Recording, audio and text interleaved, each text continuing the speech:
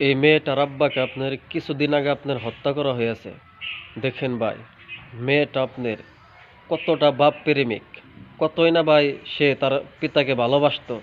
দেখেন ভাই, এই মেয়েটাকে না দেখলে ভাই বুঝতে পারবেন না মেয়েরা কতটা পিতাকে ভালোবাসে।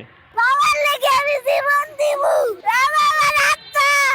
বাবা ছাড়া দুনিয়ার কেউ নাই। আমি বাবার লেগে মরবো, তাও আমি বাবাকে ছাড়তাম না।